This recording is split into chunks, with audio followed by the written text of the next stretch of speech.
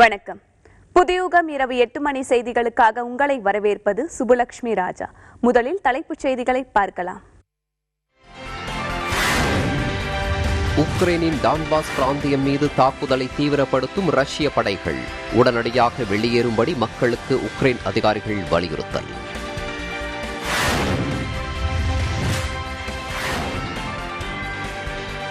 India சீனாவிற்கு 1.9 லட்சம் கோடி ரூபாய் மதிப்பிலான எரிபொருளை ஏற்றுமதி செய்தது ரஷ்யா. இந்தியாவிற்கு மட்டும் 40,000 கோடி ரூபாய் மதிப்பிலான பொருட்கள் அனுப்பி வைப்பு.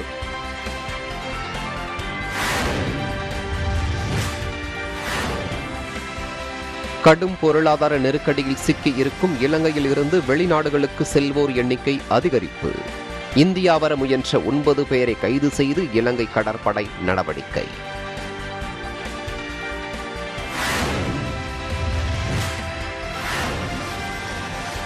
இலங்கையில் ஈழத்தமிழர்களால் புதுப்பிக்கப்பட்ட சிவன் கோவில் கும்பாபிஷேக விழாவில் ஏராளமான பக்தர்கள் பங்கேற்று சாமி தரிசனம்.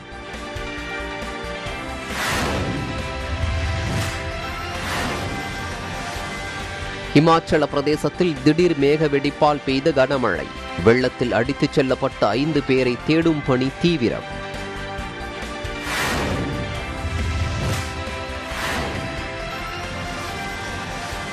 டெல்லியில் அடுத்த ஆண்டு ஷாப்பிங் திருவிழா நடத்தப்பட உள்ளதாக டெல்லி அரசு அறிவிப்பு. ஜனவரி 28ஆம் தேதி முதல் பிப்ரவரி 26ஆம் தேதி வரை நடைபெறும் என தகவல்.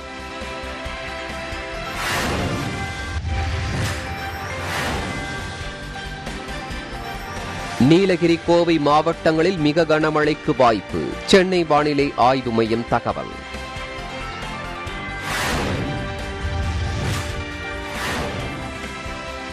மூணாறிலிருந்து தேனி செல்லும் தேசிய நெடுஞ்சாலையில் பலத்த மழையால் மண் சரிவு. பல மணி நேரம் போக்குவரத்து பாதிப்பு.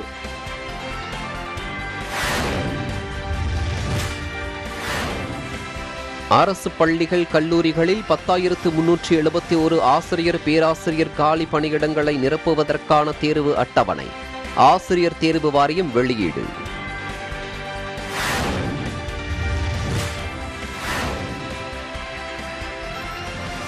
போதிய உள்கட்டமைப்பு வசதிகள் இல்லாத 225 பொறியியல் கல்லூரிகளுக்கு அண்ணா பல்கலைக்கழகம் நோட்டீஸ்.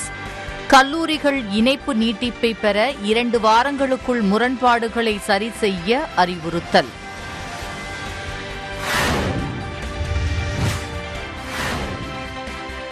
மேற்கு தொடர்ச்சி மலைப்பகுதிகளில் தென்மேற்கு பருவமழை தீவிரம். முல்லை பெரியாறு அணைக்கு நீர்வரத்து தொடர்ந்து அதிகரிப்பு.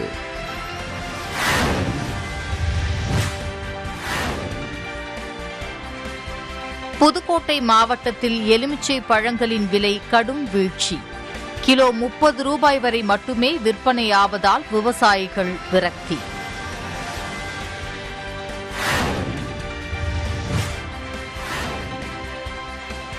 தரங்கம்பாடி உப்பனாற்றின் கரை மற்றும் கதவணைகள் பழுதால் வெள்ளக்காடான விளைநிலங்கள். 10 கிலோமீட்டர் உட்புகுந்த கடல் நீரால் நிலத்தடி நீரும் பாதிப்பு.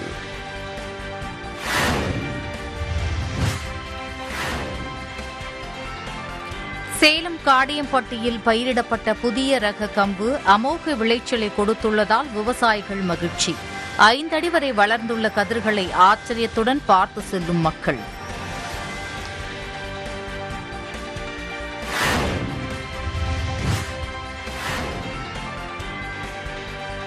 சிதம்பரம் நடராஜர் கோவிலில் வெகு விமர்சையாக கொண்டாடப்பட்டு வரும் ஆணி திருமஞ்சனம். ஆயிரங்கால் மண்டபத்தில் ஆனந்த நடனமாடியபடி காட்சி அளித்த நடராஜரை தரிசிக்க குவிந்த பக்தர்கள்.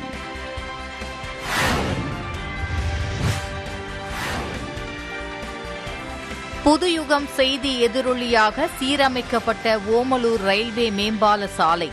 பொதுமக்கள், வாகன ஓட்டிகள் மகிழ்ச்சி.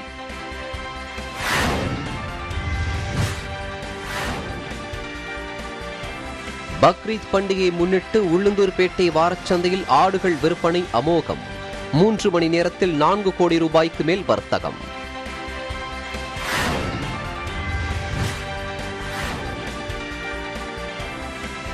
கோவை உக்கடம் பெரிய குளத்தில் விரைவில் படகு சவாரி தொடங்கப்படும். 8 பேர் அமரக்கூடிய மோட்டார் போட் தயாரான நிலையில் உள்ளதாக கோவை மாநகராட்சி தகவல்.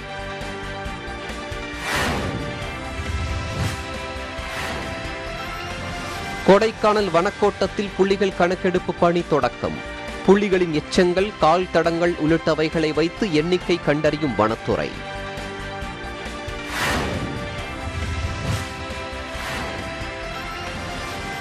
கிருஷ்ணகிரி KRP அணையிலிருந்து முதல் போக சாகுபடிக்கு தண்ணீர் திறப்பு. விவசாயிகள் தண்ணீரை சிக்கனமாக பயன்படுத்தி கூடுதல் மகசூல் பெற வேண்டுகோள்.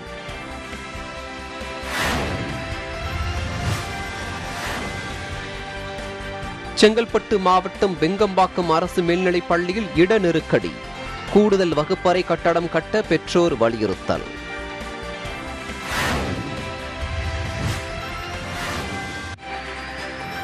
வெளிநாடுகளுக்கு வெங்காயம் ஏற்றுமதி செய்யப்படுவதால் திண்டுக்கல் மார்க்கெட்டில் விற்பனை அதிகரிப்பு. 1 கிலோ சின்ன வெங்காயம் 25 ரூபாய்க்கு விற்பனையாவதால் விவசாயிகள் மகிழ்ச்சி.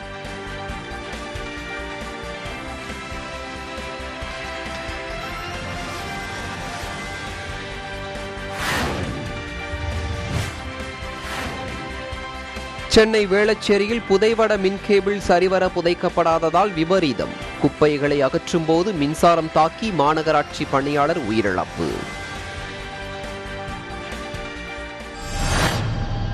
சர்வதேச அளவில் நடைபெற்ற இன்றைய முக்கிய செய்திகள் சிலவற்றை பார்க்கலாம்.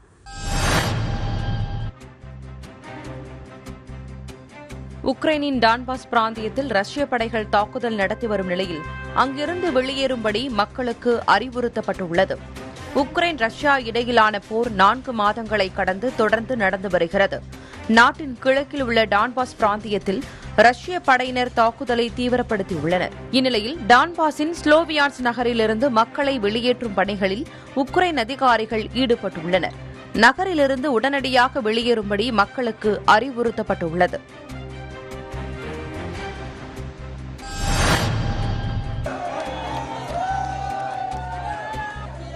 இலங்கை கொழும்பு கோட்டையில் உள்ள அதிபரின் இல்லத்திற்கு அருகில் அரசுக்கு எதிராக போராட்டம் நடைபெற்றது.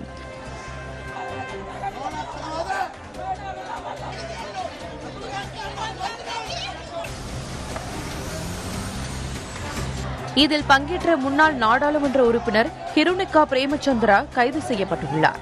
தற்போதைய நெருக்கடிக்கு தீர்வு வழங்குமாறும் அதிபர் உடனடியாக பதவி விலக வேண்டும் எனவும் கோரிக்கைகளை முன்வைத்து போராட்டம் நடைபெற்றது. ஹிருணிகா பிரேமச்சந்திர கைதுக்கு எதிராக நடைபெற்ற போராட்டத்தை கட்டுப்படுத்த அப்பகுதியில் கண்ணீர் புகை குண்டுகள் வீசப்பட்டன.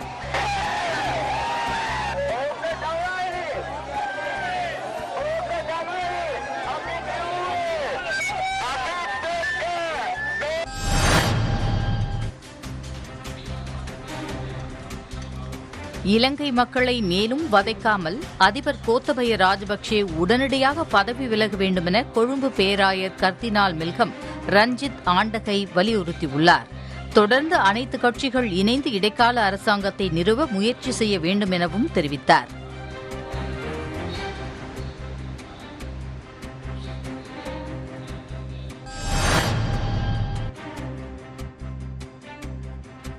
இலங்கையிலிருந்து இந்தியாவுக்கு தப்பிச் செல்ல முயன்ற 9 பேரை இலங்கை கடற்படையினர் கைது செய்துள்ளனர். இலங்கையில் பொருளாதார நெருக்கடியால் எரிபொருள் தட்டுப்பாடு உள்ளிட்ட பல பிரச்சினைகள் நிலவி வருகின்றன.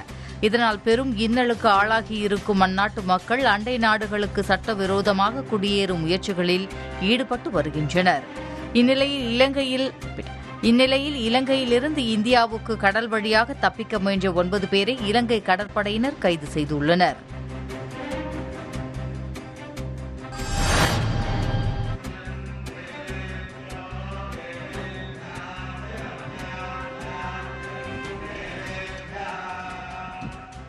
இலங்கையில் ஈழத் தமிழர்களால் புதுப்பிக்கப்பட்டுள்ள திருக்கே தீச்சர பெருமான் கோவிலின் கும்பாபிஷேக விழா வெகு விமரிசையாக நடைபெற்றது.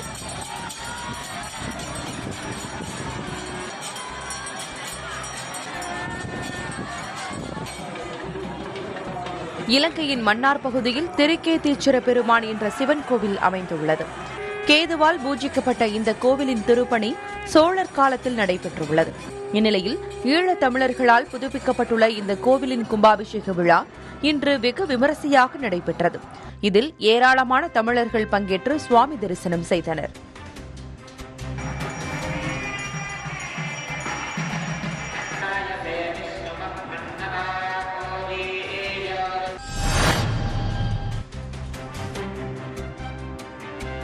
ஆஸ்திரேலியா சிட்னியில் தொடர்ந்து 4 நாட்களாக கனமழை பெய்து வருவதன் காரணமாக வீடுகளை விட்டு 1000க்கும் மேலானோர் வெளியேறியுள்ளனர். தொடர்ந்து புயல் பாதித்த பகுதிகளை ஆய்வு செய்த பிரதமர் ஆந்தனி அல்பனீசி பொது நிவாரணத் தொகையை அறிவித்துள்ளார்.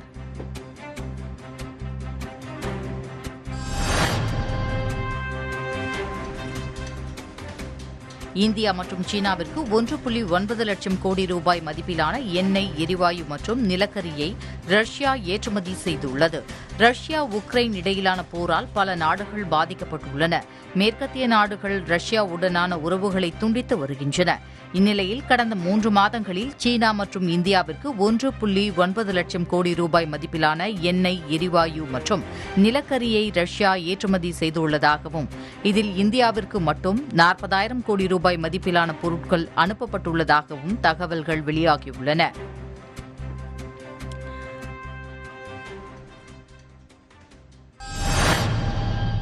அடுத்ததாக தேசிய நிகழ்வுகள் சிலவற்றை பார்க்கலாம்.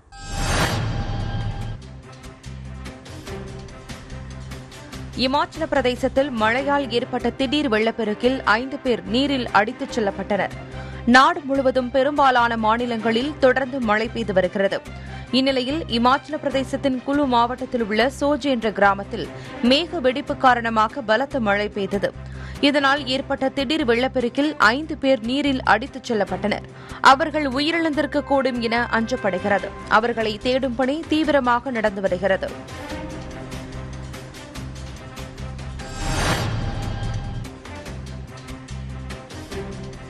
கேரள மாநிலம் இடுக்கி மாவட்டம் மூணாறு பகுதிகளில் தென்மேற்கு பருவமழை பெய்து வருவதால் மலைச்சாலைகளில் நிலச்சரிவு, மண்சரிவு ஏற்பட வாய்ப்புள்ளதாகவும் மழையால் நீர்நிலைகளில் நீர்வரத்து அதிகரித்துள்ளதால் உள்ளூர்வாசிகள் மற்றும் சுற்றுலா பயணிகள் அவற்றில் இறங்கவோ மீன்பிடிக்கவோ கூடாது எனவும் இரவு நேரங்களில் மலைச்சாலையில் பயணிப்பதை வாகன ஓட்டிகள் தவிர்க்க வேண்டும் எனவும் இடுக்கி மாவட்ட நிர்வாகம் அறிவுறுத்தியுள்ளது.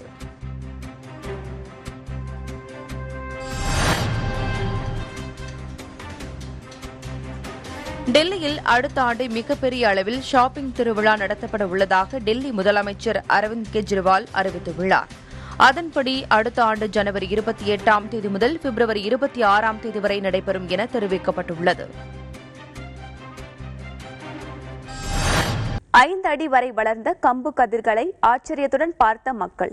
கொடைக்கானல் வனத்தோட்டத்தில் தொடங்கிய புலிகள் கணக்கெடுப்பு, காரை துரத்திய காட்டு யானை உள்ளிட்ட செய்திகளை தற்போது பார்க்கலாம்.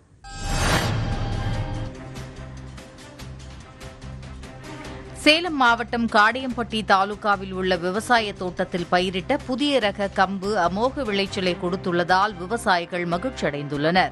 5 அடி வரை நீண்டுள்ள கம்பு கதிர்களை மக்கள் ஆச்சரியத்துடன் பார்த்தனர். காடையம்பட்டி தாலுகா டேனிஷ்பேட்டை ஊராட்சியில் உள்ள விவசாயி தனீஸ்வரன் என்பவர் புதிய ரக கம்பான துருக்கி ரகத்தை நடவு செய்திருந்தார். சொட்டு நீர் பாசனம் மூலம் பராமரித்து வந்த நிலையில் கம்பு பயிரில் கதிர்கள் 5 அடி வரை வளர்ந்துள்ளது. இந்த புதிய துருக்கி கம்பு ரகம் நல்ல விளைச்சல் கொடுத்துள்ளதால் காடையம்பட்டி விவசாயிகள் மகிழ்ச்சியில் உள்ளனர்.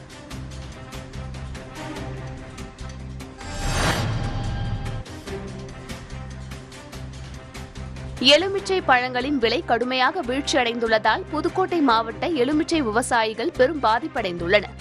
கடந்த 1 மாதத்திற்கு முன்பு வரை 180 ரூபாய் வரை விற்ற 1 கிலோ எலுமிச்சை பழம் தற்போது 20 ரூபாய் முதல் 30 ரூபாய் வரை மட்டுமே விற்பதால் விவசாயிகள் கவலை அடைந்துள்ளனர். தமிழகத்தின் பல்வேறு பகுதிகளிலும் கோடை காலத்திலும் மழை பெய்து வருவதால் விலை வீழ்ச்சியடைந்துள்ளதாக கூறப்படுகிறது.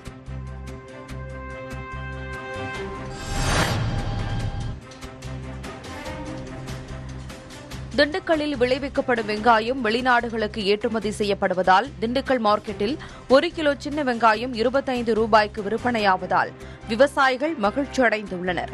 கடந்த வாரம் வரை சின்ன வெங்காயம் அதன் தரத்தை பொறுத்து கிலோ 8 ரூபாய் முதல் 15 ரூபாய் வரை விற்பனை செய்யப்பட்டு வந்த நிலையில் தற்போது 25 ரூபாய்க்கு விற்பனை செய்யப்பட்டு வருகிறது.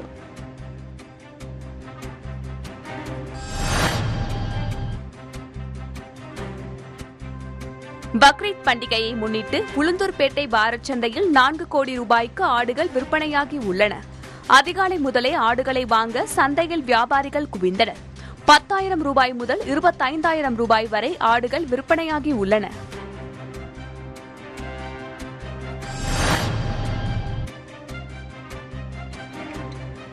திண்டுக்கல் மாவட்டம் கொடைக்கானல் வனக்கூட்டத்திற்கு உட்பட்ட 10 வன சரகங்களில் புலிகளை கணக்கெடுக்கும் பணி தொடங்கப்பட்டுள்ளது. புலிகளின் எச்சங்கள், கால் தடங்கள் ஆகியவற்றை வைத்து அவற்றின் எண்ணிக்கையை கணக்கெடுக்கும் பணிகள் நடந்து வருகின்றன.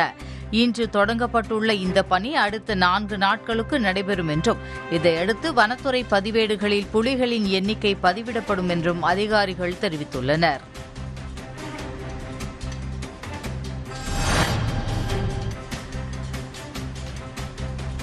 தமிழகம் கர்நாடக எல்லையில் மின்னல் வேகத்தில் காரை காட்டு யானை துரத்திய சம்பவம் வாகன ஓட்டிகளை அச்சத்தில் ஆழ்த்தியது. தமிழக கர்நாடக எல்லையில் உள்ள புலுஞ்சூர் வனப்பகுதியில் கார் ஒன்று சென்றபோது காட்டுப்பகுதியில் வந்த யானை ஆக்ரோஷத்துடன் துரத்த தொடங்கியது. உடனடியாக ஓட்டுநர் காரை வேகமாக பின்னோக்கி செலுத்தினார். சிறிது நேரம் துரத்திய யானை பின் நின்றது. இதனால் வாகனத்தில் இருந்தவர்கள் நிம்மதி அடைந்தனர். அப்பகுதியில் செல்லும் வாகன ஓட்டிகள் கவனத்துடன் செல்ல வனத்துறை எச்சரிக்கை விடுத்துள்ளது.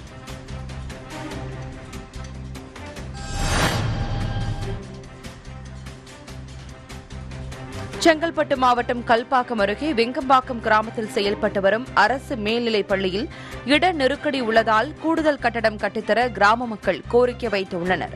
இவ்விவகாரத்தில் மாவட்ட ஆட்சியர் உடனடியாக தலையிட்டு இடஒதுக்கீடு செய்து கூடுதல் கட்டடம், கழிப்பறை வசதிகள் போன்றவற்றை அமைத்து தந்தால் கூடுதலாக மாணவர்கள் சேர்க்கை நடைபெறும் என தெரிவித்தனர்.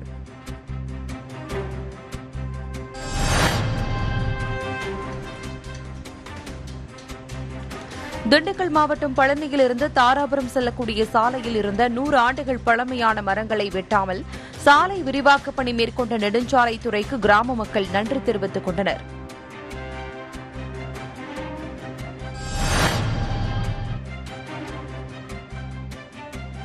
தர்மபுரி அரசு பட்டுக்கூடு ஏலங்காடியில் 2 ஆண்டுகளுக்கு பிறகு 4,712 கிலோ பட்டுக்கூடு 30,23,000 விற்பனையாகியுள்ளது. குறைந்தபட்சம் 396 ரூபாய்க்கும் அதிகபட்சமாக 713 ரூபாய்க்கும் சராசரியாக 641 ரூபாய்க்கும் பட்டுக்கூடு ஏலம் போயின.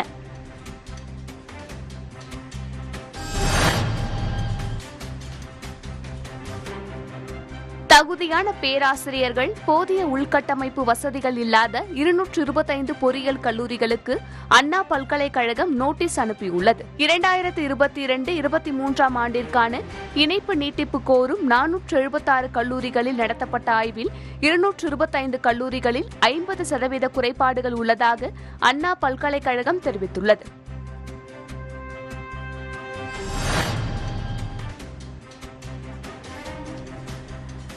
தொழில்துறையை ஊக்குவிக்க தொழில் நிறுவனங்களுடன் 5 ஒப்பந்தங்களை தமிழக அரசு செய்துள்ளது. தமிழகத்தில் தொழில்துறையை மேம்படுத்தவும் வேலைவாய்ப்புகளை அதிகரிக்கவும் அரசு பல நடவடிக்கைகளை எடுத்து வருகிறது. இந்நிலையில் சில தொழில் நிறுவனங்களுடன் 5 புரிந்துணர்வு ஒப்பந்தங்கள் இன்று கையெழுத்தாகின. முதலமைச்சர் ஸ்டாலின் பங்கேற்ற இந்த நிகழ்ச்சியில் பெருந்துறையில் அமைந்துள்ள ஆண்கள் தங்கும் விடுதி, சிறுசேரி மற்றும் இருங்காட்டுக்கோட்டை தொழிற்பூங்காக்களில் அமைந்துள்ள தீயணைப்பு நிலையங்கள் ஆகியவை திறந்து வைக்கப்பட்டன.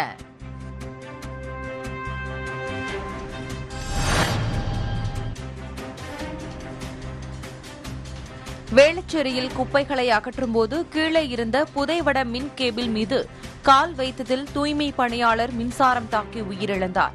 சென்னை வேளச்சேரியில் வெங்கடேஸ்வரா நகர் 3வது மெயின் ரோடு சந்திப்பில் மாநகராட்சி சார்பில் குப்பை தொட்டிகள் வைக்கப்பட்டுள்ளன. இன்று காலை குப்பைகளை சுத்தம் செய்ய வந்த தூய்மை பணியாளர் சேகர் என்பவர் அங்கு சரிவர புதைப்படாத புதை மின்வட கேபிள் மீது தெரியாமல் கால் வைத்துள்ளார். இதில் மின்சாரம் தாக்கி அவர் பரிதாபமாக உயிரிழந்தார். இச்சம்பவம் தொடர்பான விசாரணையை போலீசார் தொடங்கியுள்ளனர்.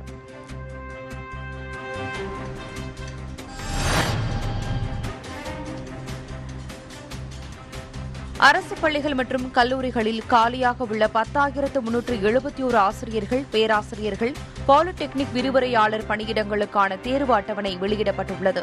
ஆசிரியர் தேர்வு வாரியம் வெளியிட்டுள்ள அறிக்கையில் 2,407 முதுகலை ஆசிரியர்களை நியமனம் செய்வதற்கான தேர்வு முடிவுகள் வெளியிடப்பட்டுள்ளதாகவும், ஆகஸ்ட் மற்றும் செப்டம்பரில் ஆசிரியர் தகுதி தேர்வுகள் நடைபெறும் என்றும் தெரிவிக்கப்பட்டுள்ளது.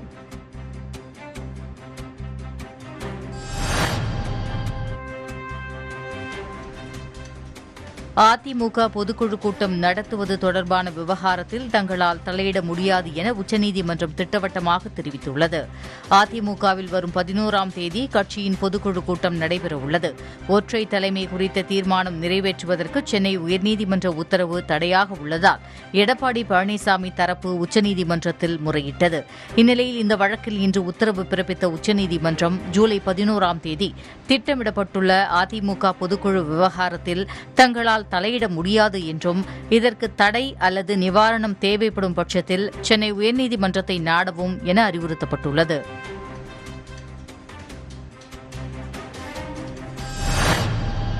தொடர் மழையால் காய்கறி தோட்டங்களில் தேங்கிய நீர், வெள்ளத்தில் அடித்து செல்லப்பட்ட மண் சாலை, முல்லை பெரியாறு அணைக்கு நீர்வரத்து அதிகரிப்பு உள்ளிட்ட செய்திகளை பார்க்கலாம்.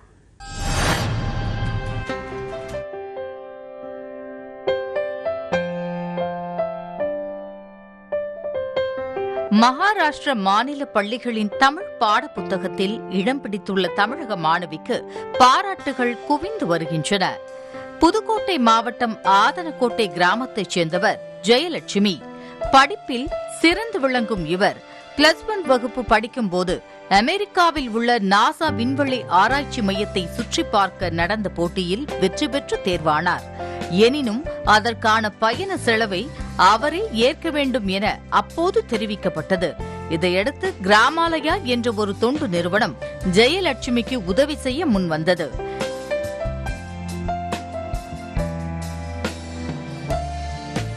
நான் 11th படிக்கும்போது ஒரு எக்ஸாம் ISSC அப்படிங்கிற எக்ஸாம் எழுதி நாசாக்கு போக செலக்ட் ஆனேன். நாசாக்கு போக செலக்ட் ஆனப்போ எனக்கு போதிய வசதி இல்லாமல் இருந்தனால தொண்டு நிறுவனங்கள் நிறைய பேர் எனக்கு ஹெல்ப் பண்ண வந்தாங்க. அதில் கிராமாலயா அப்படிங்கிற தொண்டு நிறுவனத்திலேருந்து தாமோதரன் சார் என்கிட்ட உங்களுக்கு என்னம்மா ஹெல்ப் வேணும், நாங்கள் படிக்கிறதுக்கு சப்போர்ட் பண்ணுறோம், உங்களுக்கு வீடு கட்டி கொடுக்க நாங்கள் சப்போர்ட் பண்ணுறோம் அப்படின்னு சொன்னாங்க. இல்லை சார், உங்களால் முடிஞ்சால் எங்கள் ஊருக்கு எல்லாருக்கும் டாய்லெட் கட்டி கொடுங்க சார். ஏன்னா எங்கள் ஊரில் மக்கள் யார் வீட்லேயும் டாய்லெட் இல்லை, பெண்கள்லாம் ரொம்ப தூரம் டாய்லெட் போகிறதுக்கு கஷ்டப்படுறாங்க. ஸோ அதை பண்ணி கொடுத்தீங்கன்னா சந்தோஷம் சார் அப்படின்னு சொன்னேன். சாரும் அதை ஏற்றுக்கிட்டு எங்கள் ஊரில் 126 டாய்லெட் கட்டி கொடுத்துருக்காங்க.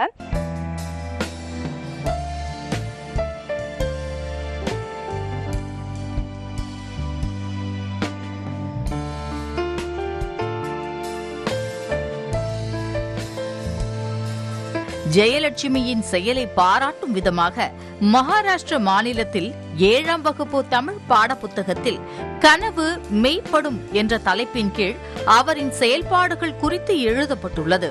பாடப்புத்தகத்தில் தங்கள் பகுதி மாணவி இடம்பெற்றுள்ளதற்கு அந்த பகுதி மக்கள் பெருமிதம் தெரிவித்துள்ளனர். அந்த பொண்ணு எப்படி இருந்ததோ அதே மாதிரி எங்கள் பொண்ணுகளும் நல்லா வரணும் அப்படின்னு நாங்கள் மனசளவில் நினச்சிக்கிறோம். அந்த பொண்ணுனால தான் எங்கள் ஊருக்கு டாய்லெட் வசதியே வந்தது. மகாராஷ்டிராவில் தமிழ் பாடப்புத்தகத்தில் எங்கள் எல்லாருக்குமே பெருமையாக இருக்குது, எங்கள் தெருவுக்கே ரொம்ப பெருமையாக இருக்குது. இந்த கிராமத்தில் இப்படி ஒரு பொண்ணு இருக்கான்றது நினச்சி பார்க்கவே பெருமையாக இருக்குது. 10th படிக்கும்போது இந்த தெருவுக்கு ஏதாச்சும் ஒன்று செய்யணும்னு ஆசைப்பட்டுச்சு. அப்படி இருக்கும்போது சரி கழிப்பறை இல்லை அப்படின்ட்டு ஒரு தொண்டூரத்தை செல்லை கண்டுபிடிச்சி அந்த தொண்டூரத்தை பேசி எங்கள் தெருவுக்கு கழிப்பறை இல்லை, ஒரு 150 கழிப்பறை வேணும், அது பேசி கண்டிப்பாக அது கழிப்பறை கட்டி கொடுத்தாங்க. நீ கழிப்பறை பெண்கள் எல்லாம் பயணிச்சுட்டு வராங்க. தனக்காக கேட்காமல் கிராம மக்களுக்காக உதவி கேட்ட ஜெயலட்சுமியின் செயல் இன்றைய இளம் தலைமுறையினருக்கு ஓர் எடுத்துக்காட்டாக அமைந்துள்ளது என்றால் அது மிகையல்ல. புதுயுகம் செய்திகளுக்காக செய்தியாளர் குழு.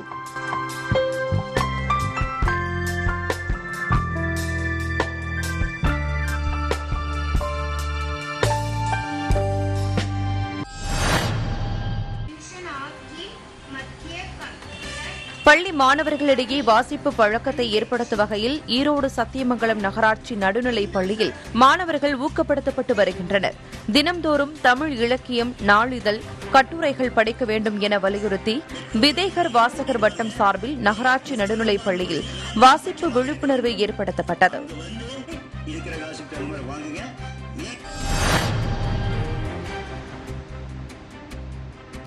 மேற்கு திசை காற்றின் வேக மாறுபாடு காரணமாக தமிழகம், புதுவை மற்றும் காரைக்கால் பகுதிகளில் அடுத்த 4 நாட்களுக்கு மழை தொடரும் என சென்னை வானிலை ஆய்வு மையம் தெரிவித்துள்ளது.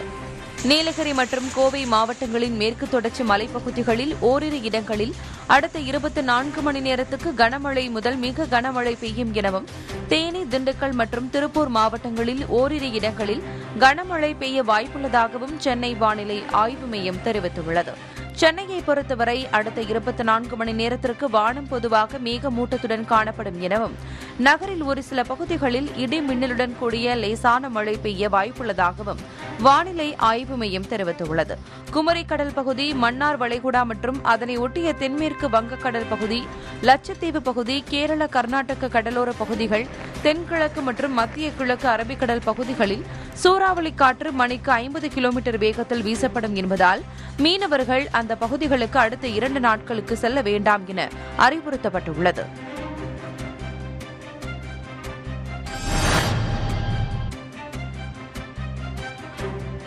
கேரளாவின் மேற்கு தொடர்ச்சி மலைப்பகுதிகளில் தென்மேற்கு பருவமழை தீவிரமடைந்து வருவதால் முல்லை பெரியாறு அணைக்கு நீர்வரத்து தொடர்ந்து அதிகரித்து வருகிறது. அணைக்கு நீர்வரத்து வினாடிக்கு 1414 கன அடியிலிருந்து வினாடிக்கு 1904 கன அடியாக அதிகரித்து உள்ளது. அணையின் நீர்மட்டம் 127.70 அடியாகவும், அணையின் நீரிருப்பு 4201 மில்லியன் கன அடியாகவும் உயர்ந்துள்ளது.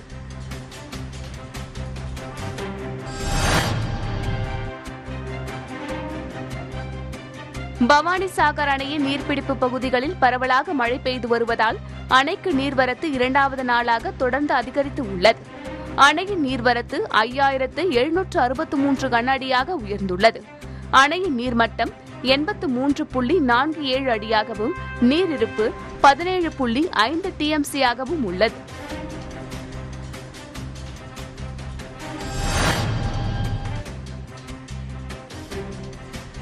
கிருஷ்ணகிரி மாவட்டத்தில் உள்ள KRP அணையிலிருந்து முதல் போக பாசனத்திற்காக தண்ணீர் இன்று திறக்கப்பட்டுள்ளது.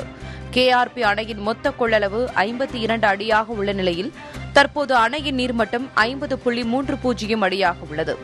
இந்நிலையில் தற்போது தண்ணீர் திறக்கப்பட்டுள்ளதால் பெரியமுத்தூர், சுண்டைக்குப்பம், காவேரிப்பட்டினம் உள்ளிட்ட 16 ஊராட்சிகளில் 9000 ஏக்கர் விவசாய நிலம் பாசன வசதி பெறும் என தெரிவிக்கப்பட்டுள்ளது.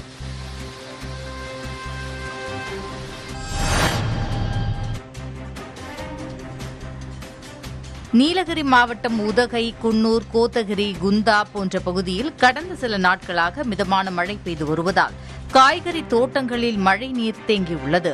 இதனால் அங்கு பயிரிடப்பட்டிருந்த முட்டைகோஸ், உருளைக்கிழங்கு உள்ளிட்ட மலைத்தோட்ட காய்கறிகள் பாதிக்கும் சூழல் ஏற்பட்டுள்ளது.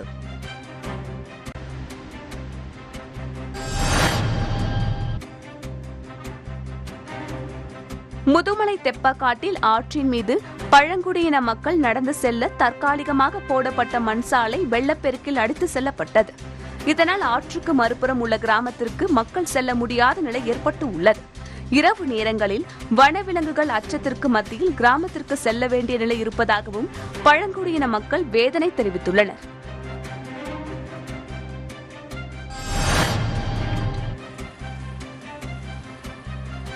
மயிலாடுதுறை மாவட்டம் சீர்காழியை அடுத்த தரங்கம்பாடி உப்பனாற்றின் கரை மற்றும் கதவணைகள் பழுதாகி உள்ளதால் அருகிலிருந்த விளைநிலங்கள் வெள்ளக்காடானது. சுமார் 10 கிலோமீட்டர் தூரம் கடல் நீர் உட்புகுந்ததால் கரைகளை பலப்படுத்தி கதவணைகளை அமைக்க பொதுமக்கள் மற்றும் விவசாயிகள் கோரிக்கை வைத்துள்ளனர்.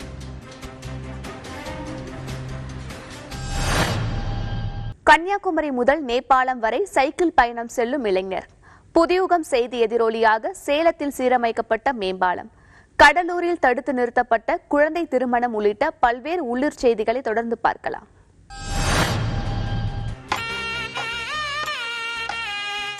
கடலூர் மாவட்டம் சிதம்பரம் நடராஜர் கோவிலில் ஆணி திருமஞ்சனம் வெகு விமர்சையாக கொண்டாடப்பட்டு வருகிறது. கடந்த 27ஆம் தேதி கொடியேற்றத்துடன் தொடங்கிய ஆணி திருமஞ்சன விழாவில் தினம்தோறும் சாமி வீதி உலா மற்றும் சிறப்பு அபிஷேகங்கள் நடைபெற்று வருகின்றன. இந்நிலையில் முக்கிய விழாவான இன்று சந்தனம், பன்னீர், இளநீர், பால் உள்ளிட்டவற்றால் நடராஜருக்கு அபிஷேகம் நடத்தப்பட்டது. தொடர்ந்து தங்க காசுகளாலும் நடராஜருக்கு அபிஷேகம் நடத்தப்பட்டது.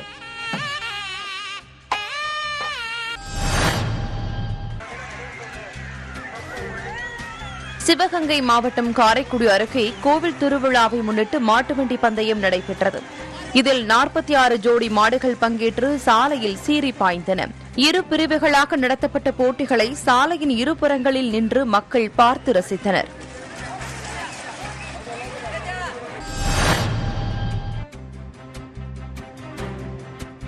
கோவை உக்கடம் பெரிய குளத்தில் படகு சவாரி தொடங்கப்பட உள்ளதாக கோவை மாநகராட்சி தெரிவித்துள்ளது.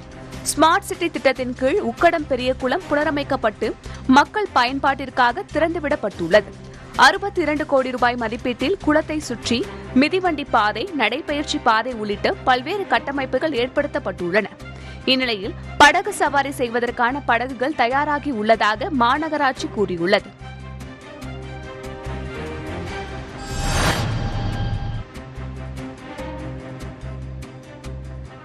ஈரோடு மாவட்டம் தர்மபுரத்தில் யானை தாக்கியதில் விவசாயி உயிரிழந்தார். ஈரோடு மாவட்டம் சத்தியமங்கலம் புலிகள் காப்பகத்திற்கு அருகே உள்ள தர்மாபுரம் கிராமத்தில் விவசாய பயிர்களை ஒரு ஒற்றை யானை சேதப்படுத்தி வருகிறது. இந்நிலையில் வாழை தோட்டத்திற்குள் புகுந்த யானையை மல்லப்பா என்ற விவசாயி விரட்ட முயன்றுள்ளார். இதனால் கோபமடைந்த யானை அவரை மிதித்துக் கொன்றது. இதையடுத்து அந்த யானையை பிடித்துச் செல்ல வேண்டும் என கோரி அந்த பகுதி மக்கள் சாலை மறியல் போராட்டத்தில் ஈடுபட்டனர்.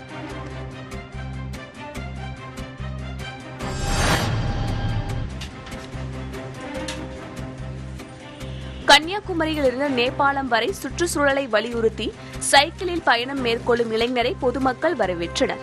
மாசில்லா இந்தியா உருவாக வேண்டும் என்பதை வலியுறுத்தி கன்னியாகுமரியில் இருந்து நேபாளம் வரை 3000 கிலோமீட்டர் சைக்கிள் பயணம் மேற்கொள்கிறார். இதற்காக அவர் தருமபுரியிலிருந்து சைக்கிளில் தென்காசி மாவட்டம் சங்கரன் கோவிலுக்கு வந்தார். அப்போது அவரது நண்பர்கள், பொதுமக்கள் அவரை உற்சாகமாக வரவேற்றனர்.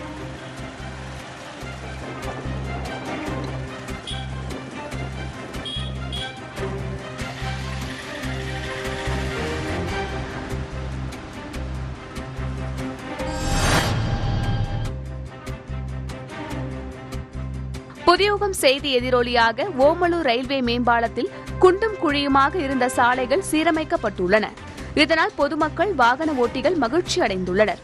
மேலும் இந்த பாலத்தின் பல பகுதிகள் உடைந்து வருவதால் நிரந்தரமான தீர்வு காண வேண்டும் என பொதுமக்கள் கோரிக்கை விடுத்துள்ளனர்.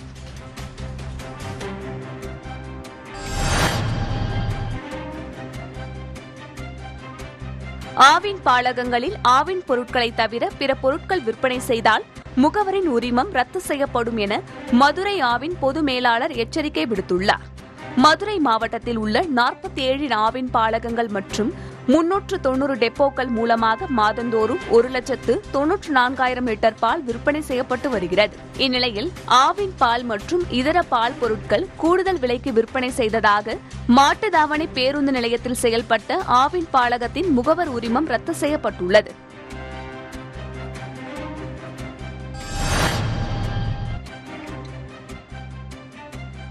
கரூர் மாவட்டம் லாலாப்பேட்டையிலிருந்து நகரத்திற்கு செல்வதற்கு குறைவான பேருந்து வசதிகளே உள்ளதால் மாணவர்கள் பேருந்து படியில் தொங்கிக் கொண்டு பள்ளிக்கு செல்லும் நிலை உள்ளதாக புகார் எழுந்துள்ளது. எனவே தமிழக அரசு மாணவர்கள் நலனில் அக்கறை கொண்டு அதிக பேருந்துகளை இயக்க வேண்டும் என சமூக ஆர்வலர்கள் கோரிக்கை வைத்துள்ளனர்.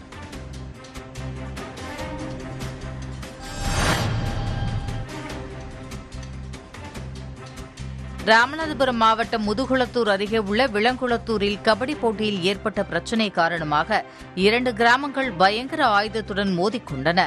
இதில் 2 கிராமங்களைச் சேர்ந்த 400 பேர் மீது வழக்கு பதிவு செய்யப்பட்டுள்ளது. கடந்த 2ஆம் தேதி மாவட்ட அளவிலான கபடி போட்டி நடைபெற்றது. அப்போது ஏற்பட்ட தகராறை தொடர்ந்து நேற்று 2 கிராமத்தினரும் பயங்கர ஆயுதங்களுடன் மோதிக்கொண்டனர். இதையடுத்து சம்பவ இடத்திற்கு சென்ற போலீசார் மோதலை தடுத்து நிறுத்தினர்.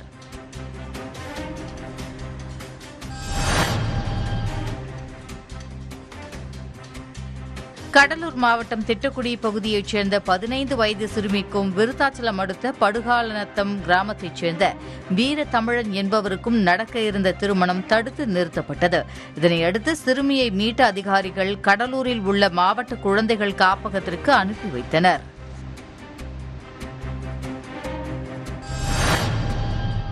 இத்துடன் இந்த செய்தி தொகுப்பு நிறைவடைகிறது. புதியுகத்தின் அடுத்த செய்தி தொகுப்பு நாளை காலை 8 மணிக்கு. வணக்கம்.